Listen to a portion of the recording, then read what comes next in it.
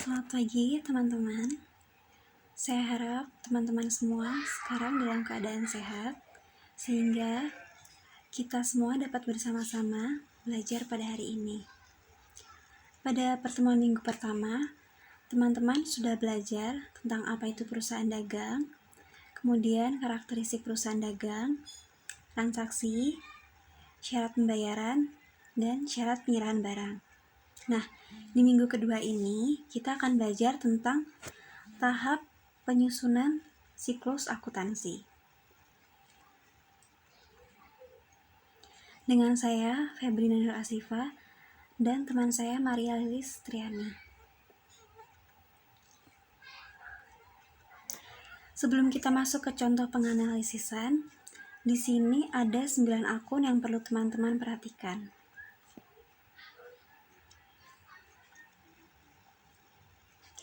Kemudian kita langsung masuk ke analisis transaksi pada perusahaan dagang.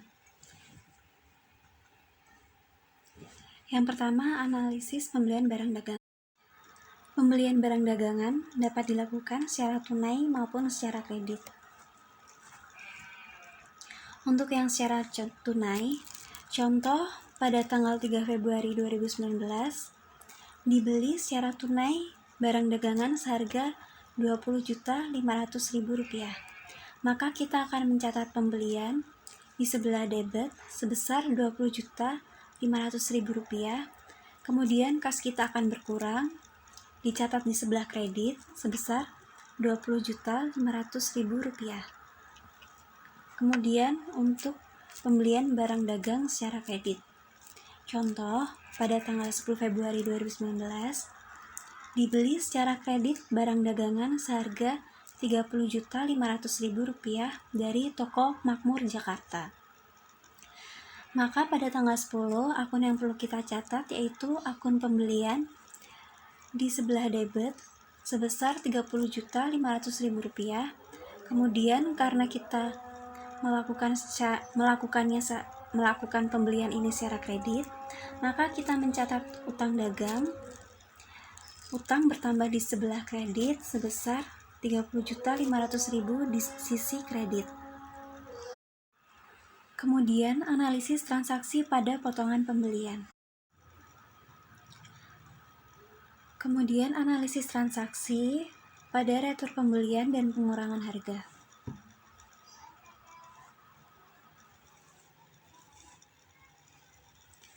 Contoh, pada tanggal 19 Februari 2019, dibeli barang dagangan seharga Rp20 juta dengan syarat 2/10 N/30, nomor faktur 1801.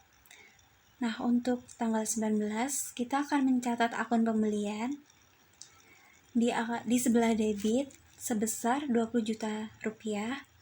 Kemudian, karena ini menggunakan faktur, maka kita mencatat akun utang dagang di sebelah kredit sebesar Rp20 juta. Lalu tanggal 21 Februari 2019 dikembalikan barang dagangan yang dibeli pada tanggal 19 Februari 2019 seharga Rp5 juta karena rusak.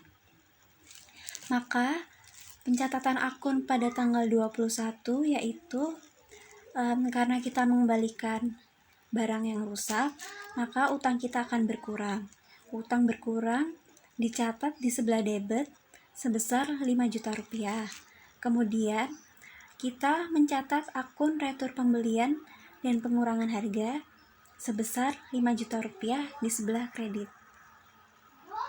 Kemudian analisis transaksi pada beban angkut pembelian. Contoh, pada tanggal 17 Februari 2019 dibayar beban pengangkutan barang yang dibeli dari CV Angkasa sebesar Rp100.000. Maka kita mencatat beban angkut pembelian di sebelah debit sebesar Rp100.000 dan kita mencatat kas di sebelah kredit sebesar Rp100.000 karena kita karena kita melakukan pembayaran, maka kas kita berkurang di sebelah kredit. Contoh, pada tanggal 20 Februari 2019, dibeli secara kredit 20.000 unit barang dagangan dengan harga 6.000 per unit. Dengan syarat 2/10 N/30 dan nomor faktur 508. Kemudian pada tanggal 27 Februari 2019, dilunasi pembayaran utang dengan nomor faktur 5088. Nah, di sini seharusnya itu tanggal 27 kita mencatat akun utang dagang sebesar 120 juta rupiah di sebelah debit. Itu didapatkan dari 20.000 unit dikalikan dengan 6.000 per unit. Kemudian kita mencatat akun potongan pembelian karena adanya syarat 2/10 N/30 yang artinya mendapatkan potongan 2% apabila pembayaran dilakukan tidak lebih dari 10 hari setelah transaksi atau pembelian. Nah, di sini dari tanggal 20 sampai tanggal 27 hanya terhitung 7 hari dan masih kurang dari 10 hari. Maka kita mencatat akun potongan pembelian sebesar 2.400.000 didapatkan dari 120 juta rupiah dikalikan dengan 2%. Kemudian kita melunasi, maka kita mencatat akun kas di sisi kredit sebesar 117.600.000. Jadi itu didapatkan dari utang dagang kita 120 juta rupiah dikurangi potongan pembelian, maka kita hanya perlu membayar sisanya saja. Saya akan menjelaskan transaksi penjualan barang dagangan secara tunai maupun secara kredit. Yang pertama, saya akan menjelaskan penjualan barang dagangan secara tunai. Di sini contohnya, pada tanggal 15 Februari 2019 dijual secara tunai barang dagangan seharga 4 juta rupiah. Jadi, jurnal yang kita catat yaitu mendebit akun kas sebesar 4 juta rupiah dan mengkredit akun penjualan sebesar 4 juta rupiah. Selanjutnya, penjualan barang dagangan secara kredit. Contohnya, pada tanggal 18 Februari 2019 dijual secara kredit barang dagang seharga 7 juta rupiah kepada toko Budi Makmur. Jadi, jurnal yang kita catat yaitu mendebit piutang dagang sebesar 7 juta rupiah dan mengkredit penjualan sebesar 7 juta rupiah. Selanjutnya, transaksi retur penjualan dan pengurangan harga. Di sini contohnya, pada tanggal 17 Februari 2019 menerima pembelian sebagian barang yang telah terjual secara kredit dari UD Makmur dengan harga Rp600.000. Di sini jurnal yang dicatat yaitu mendebit akun retur penjualan dagang dan pengurangan harga sebesar Rp600.000 dan mengkredit piutang dagang sebesar Rp600.000.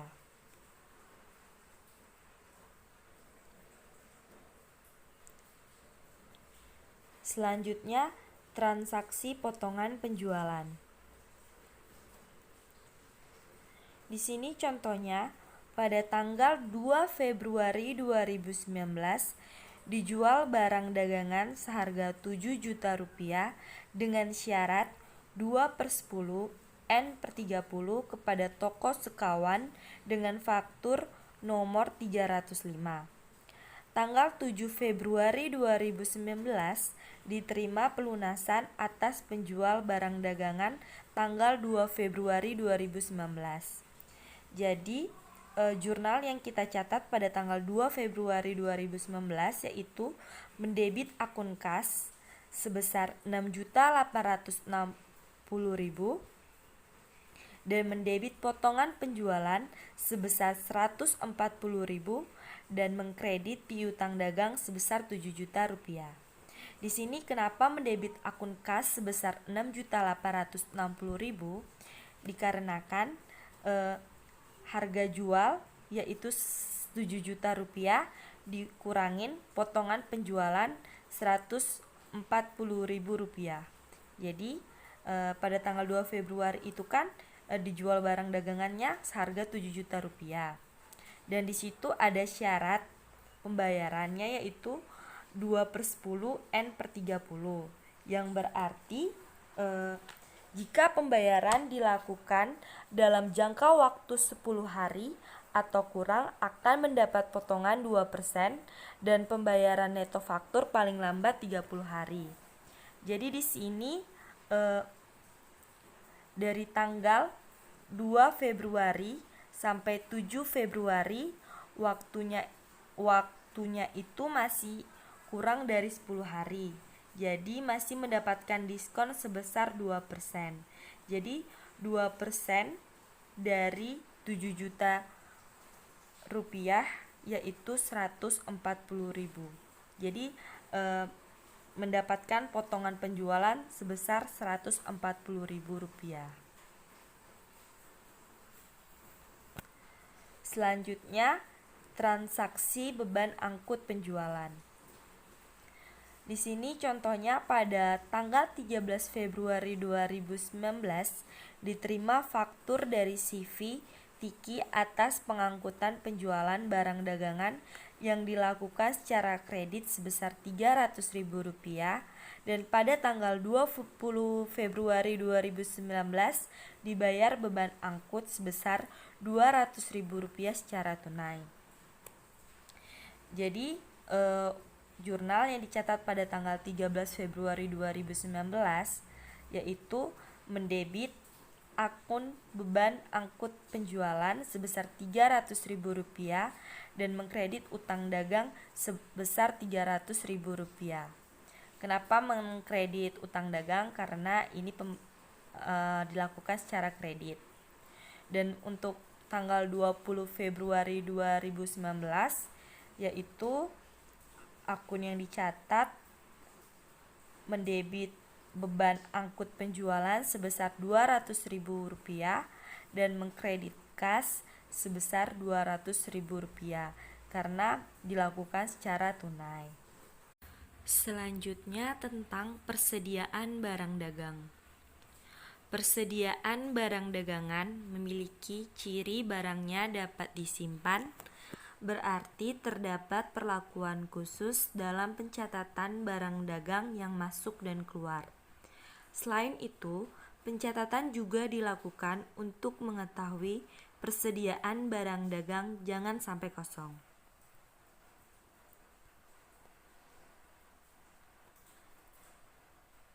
Di sini metode pencatatan persediaan barang dagangan, ada metode fisik dan juga metode perpetual. Yang pertama di sini saya akan menjelaskan tentang metode fisik. Jadi metode fisik itu melakukan pencatatan mutasi atau perpindahan barang yang keluar maupun masuk tidak akan dicatat. Jadi metode pencatatan fisik ini, metode pencatatannya itu lebih sederhana dan mudah untuk dilakukan.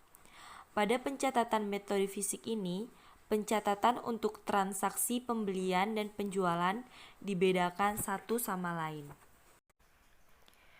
Berikut ini adalah contoh pencatatan pada metode fisik.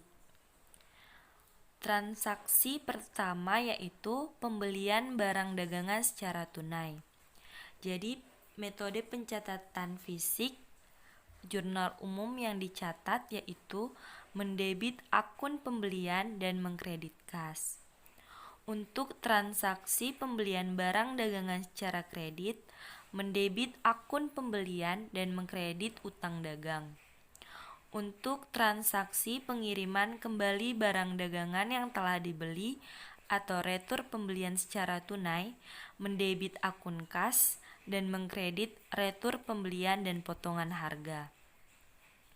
Untuk transaksi pengiriman kembali barang dagangan yang telah dibeli atau retur pembelian secara kredit, mendebit akun utang dagang dan mengkredit akun retur pembelian dan potongan harga. Untuk transaksi penjualan barang dagangan secara tunai, mendebit akun kas dan mengkredit penjualan. Untuk transaksi penjualan barang dagangan secara kredit, yaitu mendebit akun piutang dagang dan mengkredit penjualan. Untuk transaksi penerimaan kembali barang yang telah dijual atau retur penjualan secara tunai, mendebit akun retur penjualan dan potongan harga, serta mengkredit kas. Untuk transaksi penerimaan kembali barang yang telah dijual atau retur penjualan secara kredit, mendebit retur penjualan dan potongan harga dan mengkredit piutang dagang. Untuk transaksi pembayaran biaya angkut barang yang dibeli, yaitu mendebit akun beban angkut pembelian dan mengkredit kas. Selanjutnya, transaksi pembayaran beban angkut barang yang dijual, mendebit akun beban angkut penjualan dan mengkredit kas. Untuk transaksi pembayaran utang dagang tanpa adanya potongan, mendebit utang dagang dan mengkredit kas.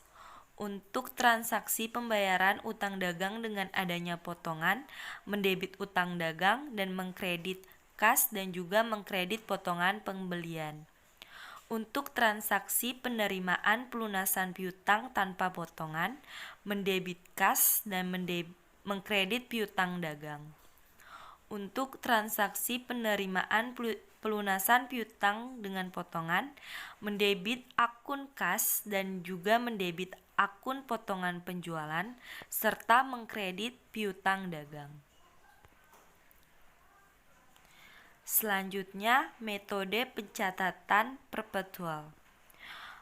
Metode perpetual yaitu pencatatan barang dagang dilakukan secara terus-menerus, detail atau terperinci pada setiap transaksi yang terjadi dalam perusahaan barang dagang. Jadi metode perpetual ini juga sering disebut dengan metode buku, yaitu di mana setiap persediaan barang masuk dan keluar selalu dicatat dalam pembukuan. Berikut ini contoh metode pencatatan perpetual. Jadi, metode pencatatan perpetual dan metode pencatatan fisik itu memiliki beberapa perbedaan. Kalau di metode pencatatan fisik itu ada akun pembelian, akun retur pembelian, akun potongan pembelian, dan akun beban angkut pembelian. Sedangkan pada metode perpetual ini, akun-akun tersebut tidak ada dan diganti dengan akun persediaan barang dagang. Dan untuk akun penjualan, retur penjualan, dan potongan penjualan, pada metode perpetual dan metode fisik itu masih sama. Hanya saja pada metode perpetual, ketika ada transaksi penjualan, maka diikuti dengan jurnal penambahan harga pokok penjualan dan pengurangan persediaan barang dagang. Dan untuk retur penjualan, maka diikuti dengan jurnal penambahan persediaan barang dagang dan pengurangan harga pokok penjualan.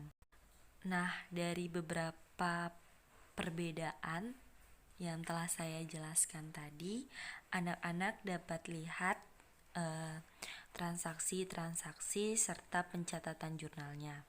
Contohnya di sini yang pertama pencatatan transaksi untuk nomor 1 dan nomor 2 tentang pembelian barang dagangan secara tunai maupun pembelian barang dagangan secara kredit. Nah, akun pembelian pada metode fisik itu diganti dengan akun persediaan barang dagangan untuk metode perpetual. Jadi pada metode perpetual, dia mendebit akun persediaan barang dagangan dan mengkredit kas untuk pembelian barang dagangan secara tunai dan mengkredit utang dagang untuk pembelian barang dagangan secara kredit. Begitu juga transaksi ketiga dan keempat untuk retur pembelian. Jadi akun retur pembelian itu diganti dengan akun persediaan barang dagangan. Untuk transaksi kelima dan keenam tentang penjualan barang dagangan secara tunai, nah akun penjualan itu masih ada, hanya saja di bawahnya itu ada ditambah dengan mendebit harga pokok penjualan dan juga mengkredit persediaan barang dagangan untuk metode perpetual. Di situ letak perbedaannya. Dan untuk transaksi ke-7 dan ke-8 juga untuk akun retur penjualan dan potongan harga itu masih ada, hanya saja ada penambahan mendebit persediaan barang dagangan dan mengkredit harga pokok penjualan. Pada transaksi ke-9, pembayaran biaya angkut barang yang dibeli. Pada metode perpetual ini, akun biaya angkut pembelian diganti menjadi akun persediaan barang dagangan, sehingga pencatatan yang dilakukan pada metode perpetual yaitu mendebit akun persediaan barang dagangan dan mengkredit kas. Transaksi yang ke-10, pembayaran beban angkut barang yang dijual. Jadi mendebit beban angkut penjualan dan mengkredit kas. Untuk transaksi yang ke-11, pembayaran hutang dagang tanpa adanya potongan. Jadi mendebit utang dagang dan mengkredit kas. Dan transaksi yang ke-12, pembayaran utang dagang dengan adanya potongan. Jadi di sini mendebit utang dagang dan mengkredit kas dan juga mengkredit persediaan barang dagangan. Jadi akun potongan pembelian diganti dengan akun persediaan barang dagangan pada metode perpetual. Untuk transaksi yang ke-13, penerimaan pelunasan piutang tanpa potongan. Jadi di sini mendebit akun kas dan mengkredit piutang dagang. Dan untuk transaksi yang ke-14, penerimaan pelunasan piutang dengan potongan. Jadi di sini mendebit kas dan juga mendebit potongan penjualan dan juga mengkredit piutang dagang. Oke, sekian materi tentang tahap pencatatan siklus akuntansi pada perusahaan dagang. Jika anak-anak masih kurang memahami materi ini, anak-anak dapat bertanya di kolom komentar ataupun bisa menggunakan via WhatsApp group. Sekian, terima kasih dan jangan lupa selalu jaga kesehatan.